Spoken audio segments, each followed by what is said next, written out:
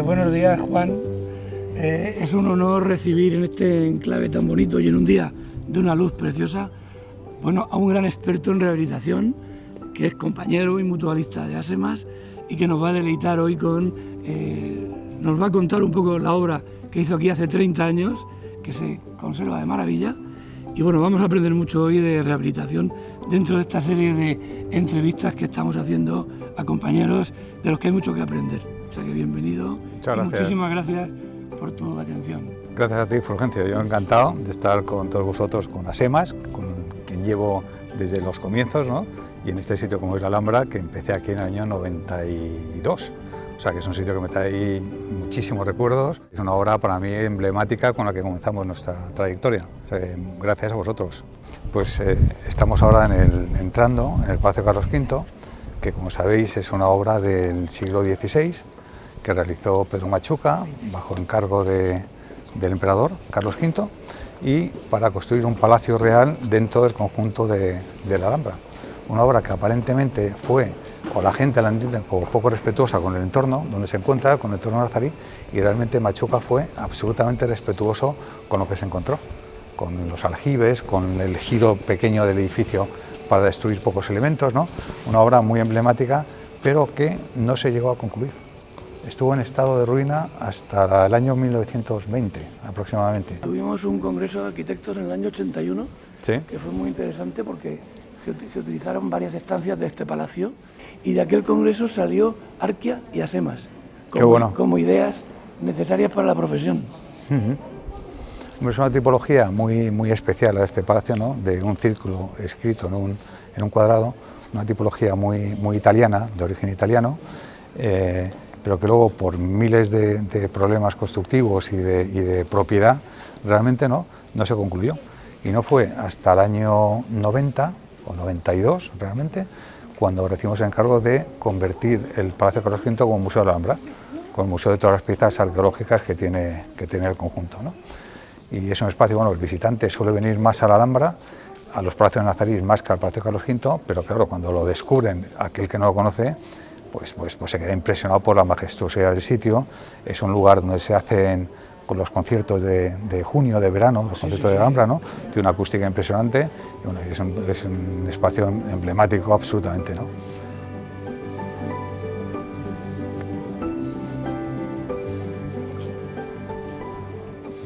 Bueno, estamos ahora en el zaguán norte del Palacio Carlos V, que lo que tengo a mi espalda es la escalera que se llama ahora la escalera del tiempo, un nombre precioso. Nos encontramos esta escalera cuando llegamos hasta al palacio, había un forjado que comunicaba el patio con las estancias que hay al otro lado. Levantamos el forjado y apareció esta escalera preciosa, que fue un encargo nada más y nada menos que de Felipe II a Juan de Herrera. Es una escalera preciosa, no está abierta al público por un tema de visita pública que sería complicado, pero es una escalera que tipológicamente es muy interesante porque nos indica justo en esa cuña la unión entre la construcción cristiana y la construcción previa. Juan Pablo, vamos a iniciar una visita real a bueno, pues una de las joyas que guarda este palacio, de las sorpresas. Se aprecia el cariño que pusisteis en todas las piezas que diseñasteis, el control de los espacios para ser absolutamente respetuoso con ese contenedor incompleto y bueno, pues sí queremos que nos cuentes cómo confiaron en ti o cómo lograste que confiaran en ti, porque eras un joven arquitecto y bueno, pues eso es parte del éxito de tu carrera, ¿no? El cómo has sido capaz de equilibrar la elegancia del diseño con un cliente que ha sabido valorar lo que hacías, ¿no? Bueno, el entonces director de Patronato de la Alhambra de Generalife me conoció a través de una obra que hice para el Ministerio de Cultura, una obra que yo era recién acabado de la carrera, ¿no? Entonces hicimos aquí tanto la rehabilitación del palacio para recuperar las trazas originales de Machuca, pero también nos encargaron la museografía.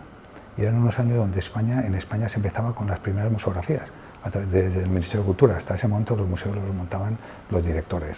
Entonces aquí se trataba de exponer la colección del Museo de Arqueología de la Alhambra, que teníamos estos 600 metros, es un museo pequeño, 600 metros cuadrados, pero es un museo más visitado de Andalucía.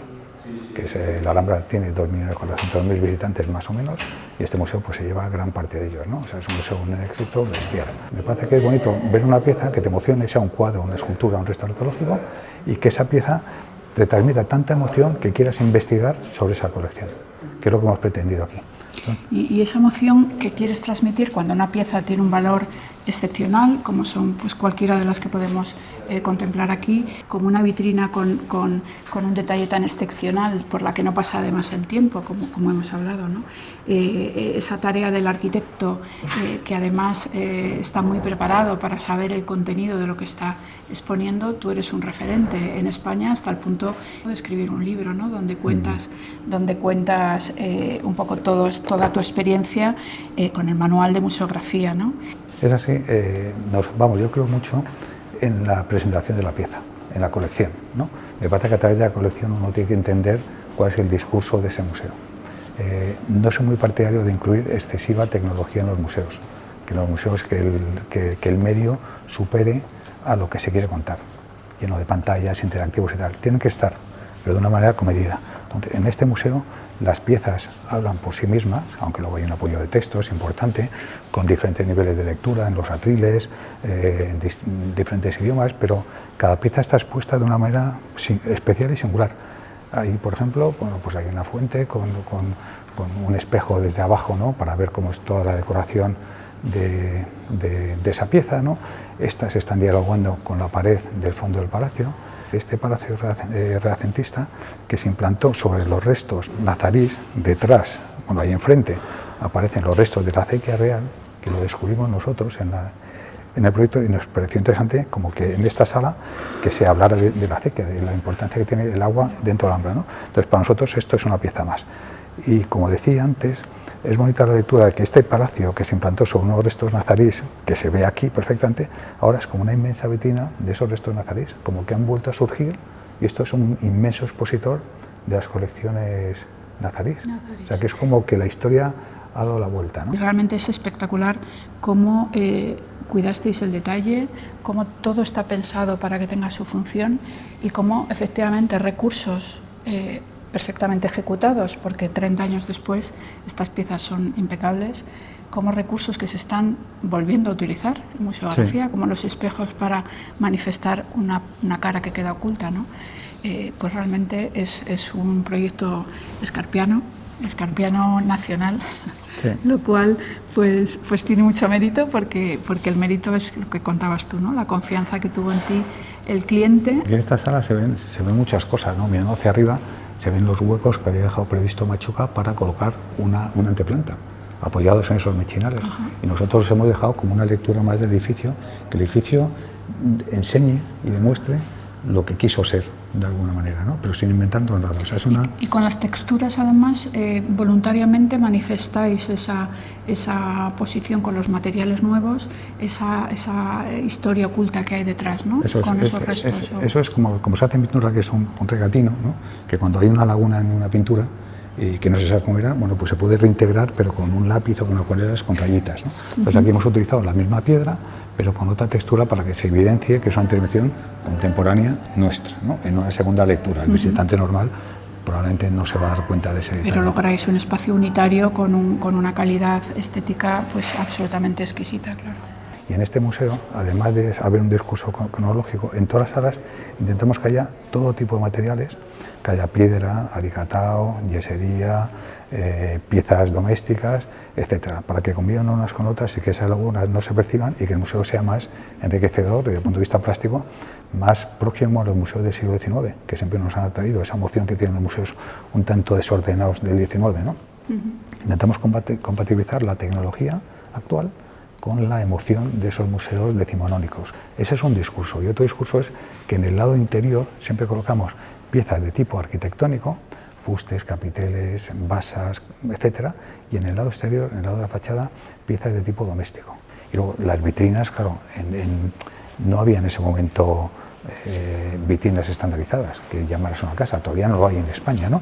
Entonces, bueno, pues estos son toda la base de prototipos, un poco inventado. Las vitrinas se hablan de una manera pues muy singular, que ahora ya las venden comerciales, pull and slide, que abren hacia afuera y luego deslizan, con sistemas de control de humedad, con LEDs, bueno, pues con todo tipo de novedades que en ese momento no existían. Hay piezas como los soportes de ese capitel, ¿no? El diseño de esa pieza, donde de manera absolutamente respetuosa eres capaz de conseguir una lectura unitaria en el nivel que le corresponde a cada pieza, pues es extraordinario. Así es, hombre, la museografía es una disciplina que aúna arquitectura, historia, diseño, o sea, es como se juntan muchísimas cosas, ¿no? Yo creo que es una tarea muy de arquitecto, ¿no? Porque puesto que tiene que haber, lo más importante es que haya un diálogo entre las piezas y el contenedor.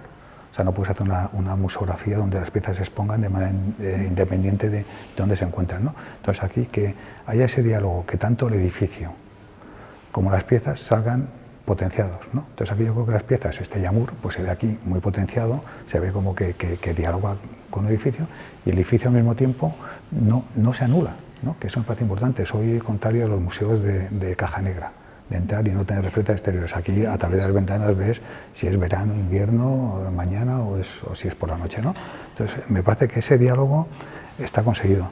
Aquí se ve claramente esto que nos contabas, ¿no? Como las disciplinas más domésticas, en las vitrinas los objetos son mucho más pequeños, la vitrina tiene otra escala y dialoga y no compite con la arquitectura. La verdad es que esa idea es fantástica. Claro, son ideas que no, perdóname, Belén, son ideas que no se perciben, el visitante no lo percibe, pero sí que se da cuenta que la visita es armónica y que las cosas funcionan. Que es entonces, el éxito, la que es clave del éxito, éxito, ¿no? Entonces los arquitectos, como muy bien sabes, nos tenemos que agarrar a ese tipo de argumentos para definir, tenemos que tener datos del problema, ¿no? Entonces es como el esqueleto general del museo es ese, en un lado unas piezas, en el otro otras, ¿no? Y en el centro de la sala siempre una pieza singular, que es un yamur o una fuente, como se ve ahí, o los leones que estaban antiguamente en el Partal, pero que tampoco eran del Partal, eran del Maristán y han venido aquí a este fantástico zaguán, ¿no?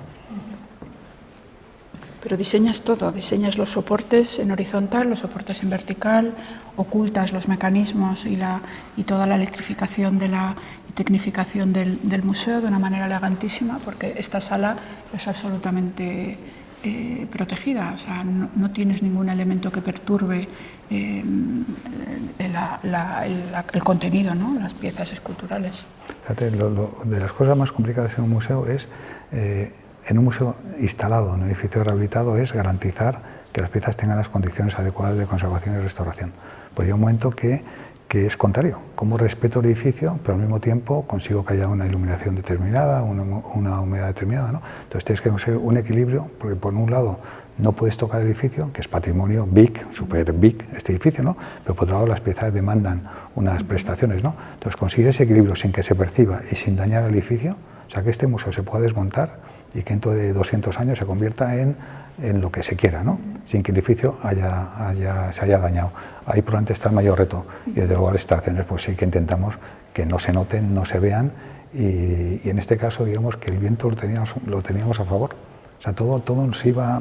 Funcionó bien, de estas veces que las obras pues encajan bien, ¿no? O tienes una capacidad y una formación que has ido enriqueciendo a través de los años y tu experiencia, pero todo va sumando porque vas aportando. Y luego otra cosa que creo que es fundamental en el trabajo de los arquitectos es la ilusión. Soy muy aficionado, o sea, me encanta la arquitectura, me emociona, la Alhambra me emociona más, cada vez que vengo, cada rincón me recuerda a algo, a un momento, a una situación. Veo diseños que hemos hecho por todo el recinto, desde una catenaria, una barrera, una rampa para discapacitados, para personas discapacitadas. Veo miles de cosas que hemos hecho, que nos ha llevado tiempo. Hubo un año que vine a la Alhambra 60 veces. Que digo, pero además en la época de malas carreteras, un tramo en Granada pésimo, ¿no? Y bueno, y lo recuerdo con un cariño enorme. Desde luego, no es la obra más grande que hemos hecho, ¿no? Pero sí que para mí es la más importante y desde luego la que soy muy consciente que fue como el banderazo de salida para nosotros.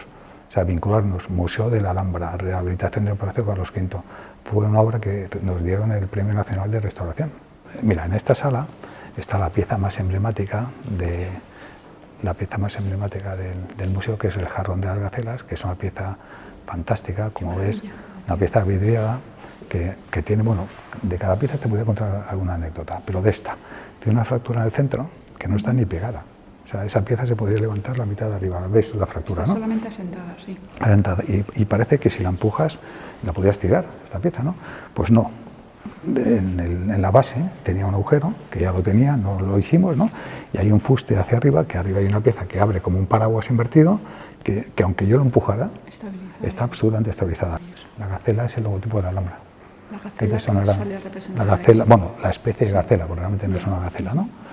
Y luego, bueno, hay otros recursos aquí. Hemos buscado los estucos, que siempre son, tanto este como el de la sala anterior, que era verde, siempre son colores que aparecen en los alicatados de Alhambra, que siempre es negro, verde, azul, melaza, y entonces los colores estos dialogan muy bien con las piezas. La relación del fondo con la pieza siempre es fundamental. Se habla que lo bueno sería la museografía neutra. Porque los maestros alfareros en ese momento estaban pensando en espacios oscuros. No había luz, no había tanta luz natural ni por supuesto artificial para dar valor a esa pieza. Realmente este panel demuestra un poco tu trayectoria de cómo está absolutamente cuidado, cómo está absolutamente diseñado como arquitecto ese soporte, cómo se despega del suelo, se despega de la pared, cómo cada pieza tiene su punto de anclaje donde tiene que tenerlo. O sea, es sorprendente, aparte de que el contenido de las piezas sea maravilloso, el cómo habéis logrado o habéis conseguido o has conseguido el que cada pieza luzca donde tiene que lucir, o sea, y se coloque donde tiene que estar. Claro, hay que pensar que las piezas de museo de este y de cualquiera no están hechas para que estén en el museo, están hechas para que vayan a otro recinto, en cualquier sitio, ¿no? Esas piezas hay que exponerlas en otro espacio, y encima tienen que convivir con otras, que no tienen nada que ver, que igual vienen de otro sitio que no ajeno a este, ¿no? Entonces, ese diálogo entre las piezas entre sí, el contenedor, y que la lectura del visitante sea agradable y elocuente y gratificante, eso es la museografía. Esta pieza, que es una pieza importantísima, esta puerta, es el original, porque el que hay en los Palacios de Nazarí, la puerta de los Palacios de Nazarí es una reproducción. Como muchas veces los originales sufren mucho en el exterior, aquí en Granada, mucho, además, eradicidad, humedad, exceso de público, etcétera, ¿no? Entonces se hizo una reproducción que está en los palacios y esta es el original. Entonces está expuesta con mucha presencia, ¿no? Se ve que hay un espejo detrás para ver la trasera, que es un sitio bastante especial, ¿no? Bueno, también has utilizado mucho de tu aprendizaje en esta obra en el resto de museos que has hecho a lo largo de tu trayectoria, como el Museo Arqueológico de Madrid o el Museo de la Ciudad de Madrid. O sea, tienes un bagaje que has sabido trasladar a lo físico y no a lo teórico, además de lo que hayas podido reflejar en el manual, que no tiene muchos arquitectos españoles, ¿no? Se puede considerar que eres un arquitecto ejemplo para muchos de la gente que se dedica a los museos, ¿no? Y consultan tu guía y bueno, das a conocer a través de este pequeño trabajo toda tu experiencia y todo tu aprendizaje, ¿no? Estos años. Imagino que seguirás queriendo aprender, ¿no? Bueno, pues sí, esto es un constante aprendizaje, seguimos concursando en todo lo que sale, ¿no? Bueno, algunos se ganan, otros no se ganan, ¿no?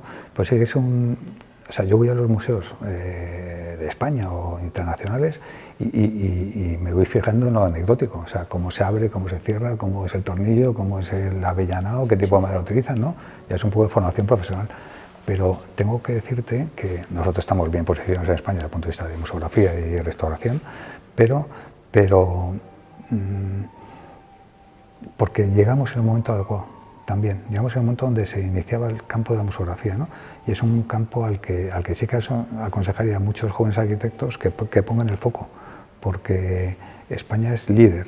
Sales al extranjero y la museografía de España, que se realiza en España es mejor que la que se realiza afuera, pero y a la mitad de precio. Pues eso es un mensaje muy bueno para las jóvenes generaciones que están tan defraudadas muchas veces un poco con el entorno social que no permite que tengan acceso a esos campos de la profesión que son tan creativos, a la vez tan satisfactorios, como es tu caso. Bueno, efectivamente hay que tener un poquito tener muy claro qué es lo que se pretende, ¿no? Entonces, si trabajamos al servicio de la sociedad, en resumidas cuentas, ¿no? Entonces, lo ideal es que la propiedad te respete absolutamente, ¿no? Que se dé cuenta que que tú estás trabajando esa línea, que no estás trabajando para lucirte, estás trabajando para que el museo perdure. Me gusta mucho que este museo no haya pasado de moda a lo largo de 30 años, porque la moda también aquí es muy precedera, ¿no? Pero es muy diferente una exposición temporal que una permanente. La temporal puede ser como la canción del verano, o sea, la visita es solo una vez, entonces es como que en esa visita, que sea como un impacto profundo, ¿no? Que se te queda, le dices a tus amigos, ir a ver esta exposición que es muy bonita, ¿no? Pero no vuelves. Entonces te puedes permitir unas licencias estilísticas, formales y de recursos que nosotros utilizamos como experimento para exposiciones permanentes, donde la gente vuelve. O sea, este museo lleva ya 30 años, ¿no?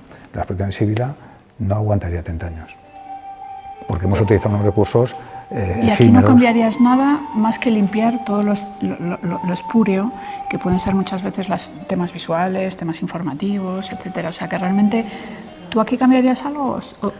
Porque no siempre es fácil decir, pues cambiaría, modificaría. En este caso yo creo que podrías llegar a no cambiar nada. Bueno, fíjate, lo que se ha cambiado, ¿no? Es que, por ejemplo, cuando llegamos empezó con iluminación halógena, ¿no? Eso ya desapareció, es iluminación LED y son proyectores LED, ¿no? Seguro que se han cambiado los LEDs a su vez porque ha cambiado la temperatura de color de la iluminación, ¿no? La gráfica, pues ahora hay sistemas que ya no son vinilo pegado en un cristal, es una impresión directa, o sea, que son cosas más de técnica y de proceso que de espíritu. ¿No? De espíritu yo no lo tocaba en nada, no, en absoluto. Pues eso es la clave del éxito, el volver a un museo, no nosotros como visitantes, sino como tú como artífice, y que seas capaz de decir, pues está muy bien, como es el caso. Esta fuente de Lindaraja, que es una maravilla, pasa igual que la otra, que esta es el original, la que está afuera es la copia, ¿no? Que es como el reflejo del agua que veis en todo el borde tan delicado, ¿no? Y está puesto sobre una piana, bueno, aparte para que la gente no se aproxime demasiado, para ver su relación con el suelo original realmente, ¿no? Es una pieza soberbia, o sea, desde luego este museo la colección es impresionante, pero tiene una docena de piezas de primera categoría. Y me encanta esta parte doméstica, o sea, esta parte de pequeña escala, alineada con todas las fachadas del palacio, y cómo además has conseguido que el filtro de los ventanales, la presencia siempre de los cielos, de los jardines de la Alhambra en el entorno se insinúen o sean parte de esa sensación un poco de visitar este museo, ¿no? Que es un museo en el fondo muy sensorial, ahora que se utiliza mucho la palabrería para todo, pero es un museo muy sensorial, porque está lleno de sentimiento y se transmite ese sentimiento al visitante, que es la clave del éxito, como hablamos, ¿no? Es así. Bueno, veis estas celosías maravillosas, ¿no? Que se exponen o se intentan exponer como realmente funciona la celosía, que es, la celosía no ves tanto el positivo, sino ves el negativo, puesto que están hechas para verlas en una ventana. Entonces tú estás viendo lo que está calado de la celosía. Entonces hay que también como pensar para qué se hicieron los objetos. Y cómo se proyectaba y cómo se proyecta la sombra en el fondo, ¿no? Claro, porque los recintos en los que estaban incluidas o incrustadas estas celosías, los fondos, cuando entraba la luz, estarían absolutamente marcados por esa sombra reticular, ¿no? Efectivamente. Crearía unos espacios singulares. Muy sugerentes, sí, así es.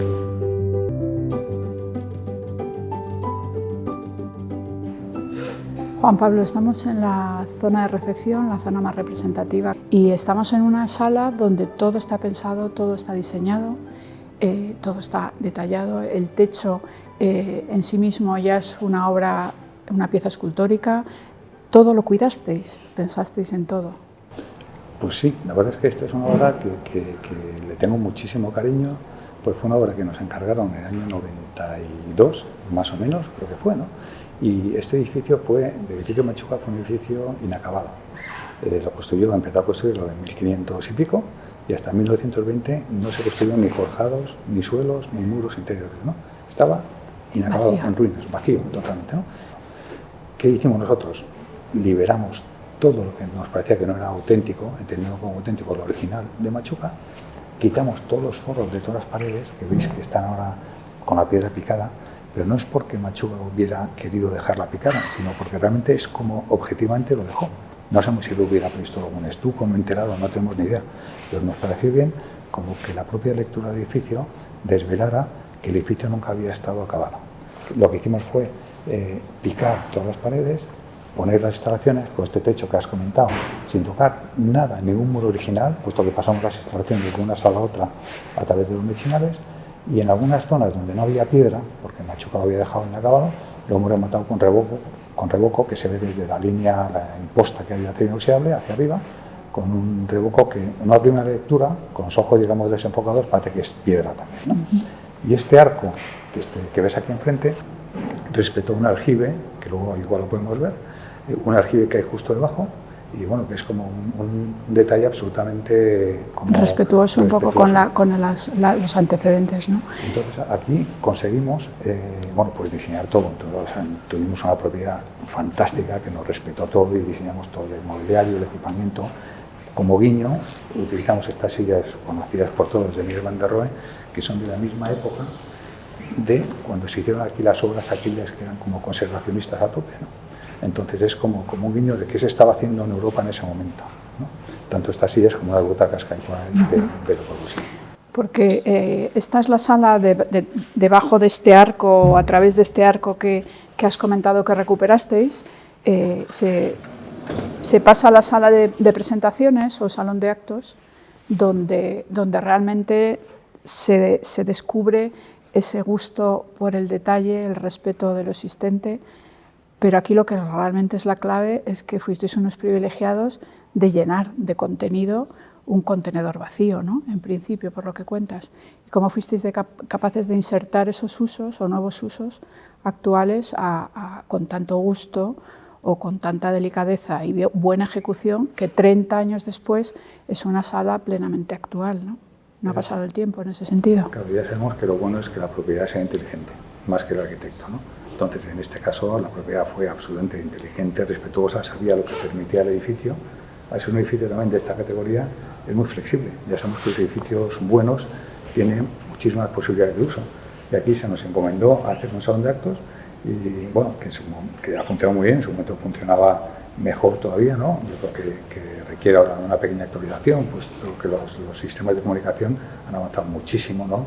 Que, bueno, para todo tipo de personas, ¿no? Y desde aquí, claro, estamos justo encima de lo que es la sala de presentación, un espacio abovedado, es el único espacio abovedado que hay en el museo. Y esta bóveda sí que era original.